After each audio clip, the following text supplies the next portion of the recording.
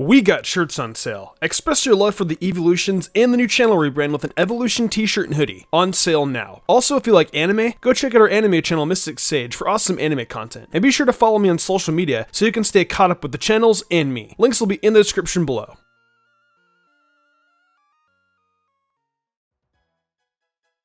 We've done a number of themed best teams here on the channel, and today we're getting to one I've wanted to do for a while, the best team for starter Pokemon. This team is going to be composed of the Pokemon that are given as starters across all main series Pokemon games, from the 1st through 7th generation. Unfortunately, I'm not able to make this team for Sword and Shield, or include the starters from those games, due to the fact that all starter Pokemon aren't available legally, or at all in the 8th generation just yet. This team is intended for fun on Pokemon Showdown and in Ultra Sun and Ultra Moon, and I hope you guys appreciate the little surprise I left on the team as well.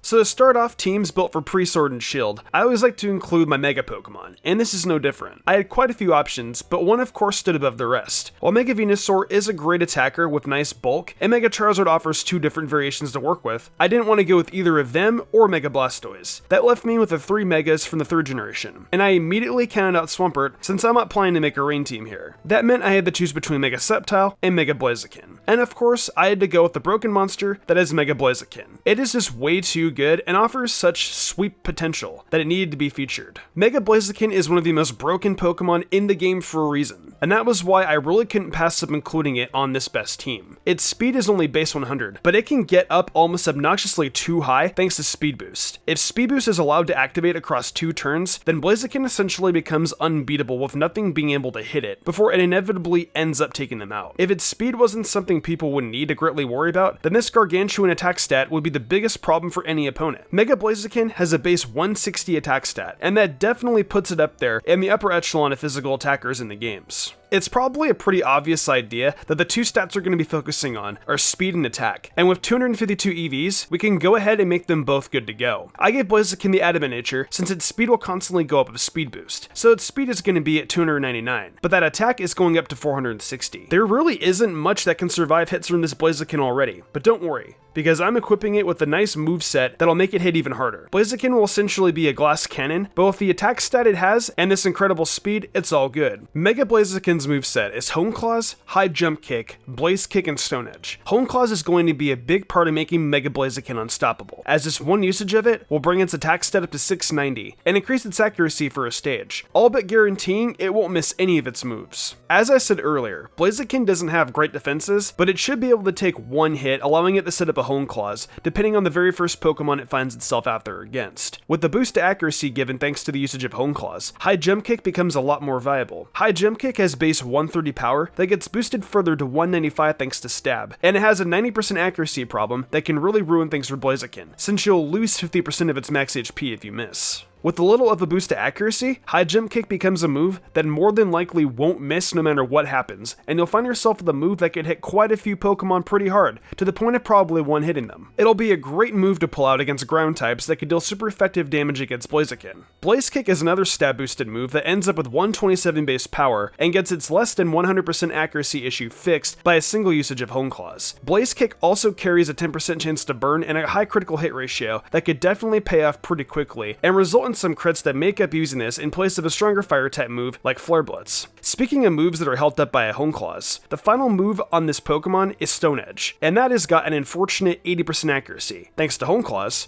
this base 100 move will have a much better shot at hitting, and it's going to give Blaziken some good coverage against flying type Pokemon. Just like Blaze Kick, it as well has a good chance of hitting for a crit, and that just makes it an even more interesting move to include on this team. If you'd like, I could also recommend using Thunder Punch in this slot. It doesn't have the same level of power as Stone Edge, but it does also hit for super effective damage against water types, and that could also come in handy. I know it's not popular to send out a Blaziken that isn't running Swords Dance / Flare Blitz, but I see there being no point in using a move that will take away a third of Blaziken's health every time it connects when you already are going to take a blow in setting up Swords Dance. That just seems incredibly wasteful for such a good Pokemon with an incredible potential to sweep the opponent.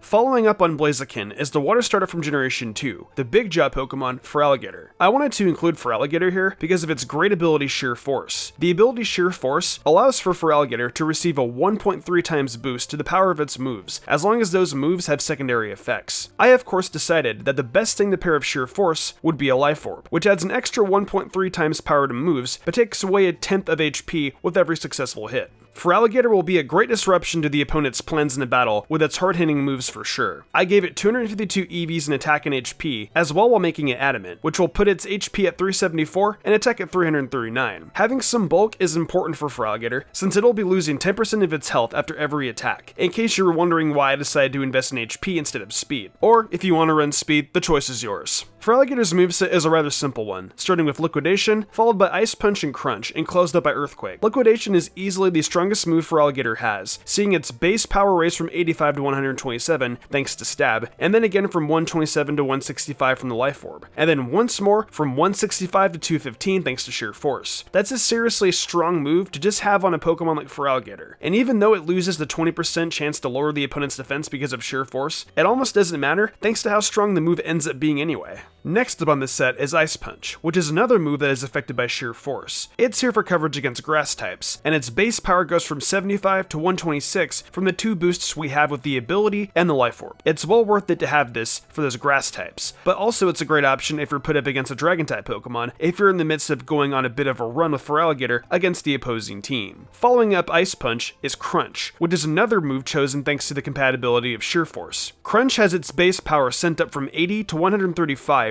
from the boosts, and is just a nice extra move to use against Psychic and Ghost types, or when you're unable to use Ice Punch or Liquidation. It's the definition of a coverage move if there ever was one on this set. Finally, there is Earthquake, which isn't boosted by Sheer Force, but still boosted by Life Orb, going from 100 base power to 130. This move is here for the electric types, giving Feraligatr coverage against its only other weakness. Feraligatr is poised to offer a great hard-hitting option that can cover for its own weaknesses, as well as dish out massive hits to just about any Pokemon.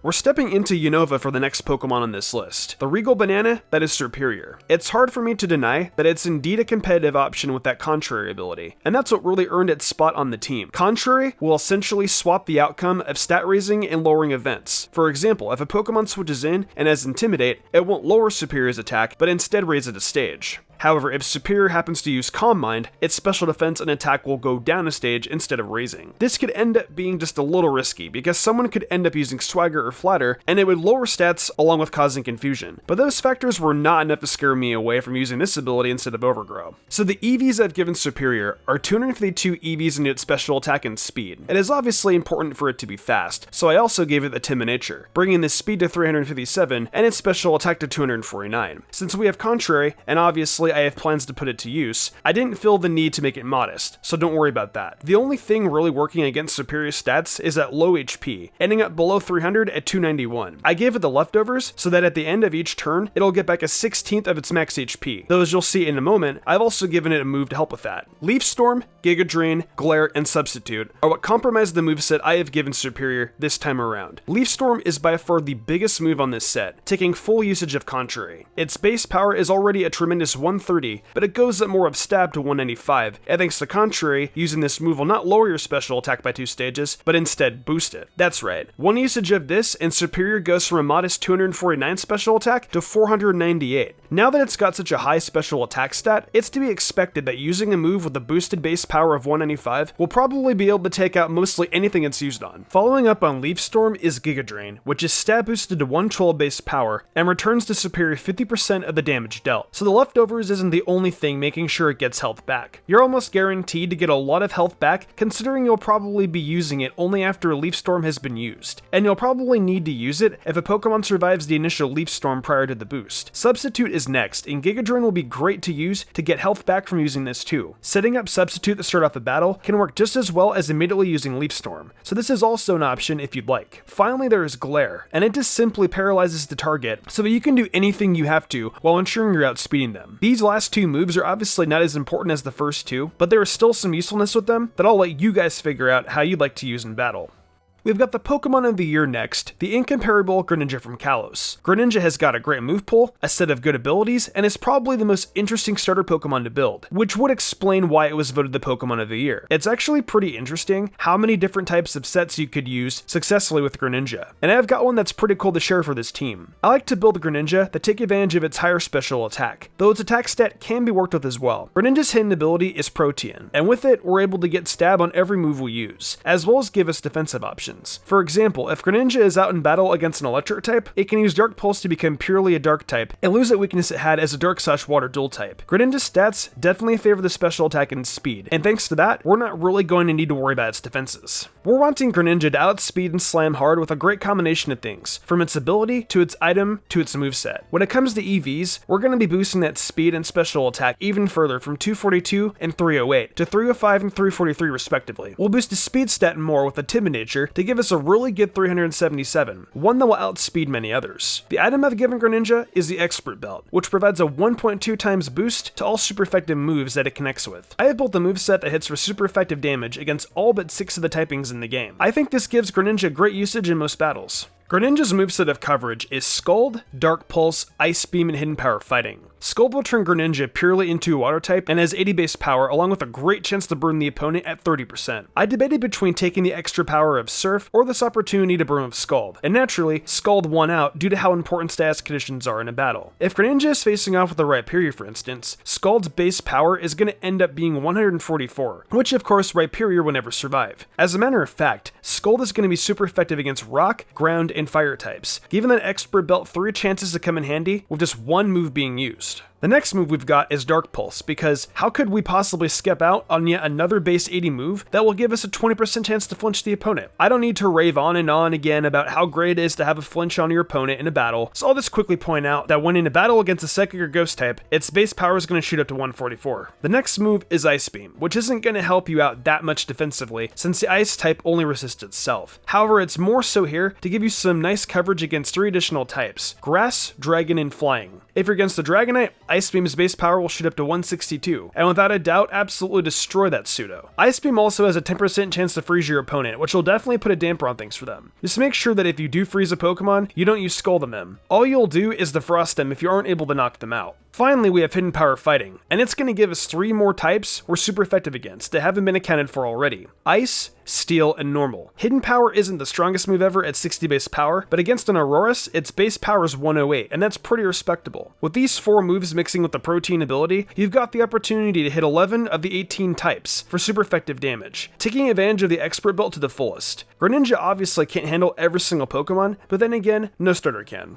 For the penultimate Pokemon on this team, we're taking one from Alola, that being Primarina. I know that choosing this Pokemon makes half the team water starters, but really, you can't pin just one typing to Greninja with that ability, and Primarina is definitely being used more for its fairy typing than that water typing. The only thing that Primarina is doing a bit different than the other Pokemon on this team is that it is not using its hidden ability and instead sticking with Torrent. Liquid Voice isn't a great ability to begin with, but I saw no reason to use it. Instead, I just used Torrent. It boosts water type moves when below 33% max HP. Primarina is definitely a gifted special attacker, so I decided to continue the trend and gave it 252 EVs in special attack and speed, as well as make it modest. Unfortunately for Primarina, it isn't too fast, as those boosts bring its speed to just 219, though its special attack is a tremendous 368. I figured since it was a little bit bulky already with good special defense, I would make it an absolutely powerful special attacker and give it the choice specs to bring its special attack up even higher to 579. Basically, Primarina is going to be an all or nothing kind of Pokemon that acts as our source of nuclear power. It's a fairy type, so that already makes it a bit scary, but adding in a couple of good moves makes it even better. Primarina's moveset is Moonblast, Hydro Pump, Sparkling Aria, and Psychic. Moonblast is its most reliable move in the set, being boosted to 142 base attack thanks to Stab. It's a fairy type move of course, so it'll hit most Pokemon very hard, and also has an opportunity to cripple special attackers thanks to the 30% chance to lower the special attack stat by a stage. Its next move, Hydro Pump, is even more powerful, just with a little bit of a hit to accuracy. Hydro Pump is 80% accurate, but it has a stab boosted 165 base power, and that is definitely nothing to sneeze at. The Steel types that are going to be able to tank Moonblast will definitely not like taking a Hydro Pump from a Pokemon with 579 special attack, that's for sure. Sparkling Aria is another water type move, here to give you a choice just in case using something with less than 100% accuracy isn't opportune at the moment. Sparkling Aria will cure the Pokemon it hits of its burn if it's dealing with that ailment, though no Pokemon on this team is always set to burn the opponent except for Blaziken and Greninja of Scald, so that isn't really worth worrying about. The base power of Sparkling Aria is boost to 135 thanks to Stab, and it's a really great option with higher accuracy. Finally, we have Psychic, which covers for the poison type weakness Primarina has. It's a powerful move at base 90 power, and has a 10% chance to lower the opponent's special defense, though I don't think there are many poison types that will be able to survive just one or two of this powerful attack.